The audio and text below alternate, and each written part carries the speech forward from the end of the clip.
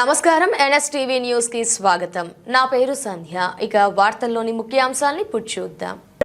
చిత్తూరు నుండి పీడీఎస్ బియ్యం బెంగళూరుకు తరలిస్తుండగా బంగారుపాలెం మండలం మొగిలిఘాట్ రోడ్లో ఎస్ఐ ప్రసాద్ తన సిబ్బందితో వాహనాలు తనిఖీ చేస్తూ చిత్తూరు నుండి బెంగళూరుకు అక్రమ పీడీఎస్ బియ్యాన్ని రవాణా చేస్తున్న BRO 6 GA 5690 నంబర్ లారీని పట్టుకుని సదరు లారీ డ్రైవర్ ప్రదీప్ కుమార్ తండ్రి కిషోర్ రాయ్ దుల్మార్ గ్రామం ఈస్ట్ చంపారణ్ జిల్లా బీహార్ను అరెస్టు చేసి సుమారు 21,850 కిలోల బరువున్న 440 బస్తాల పీడీఎస్ బియ్యం విలువ సుమారు 4,37,000 రూపాయలను సీజ్ చేయడమైనది.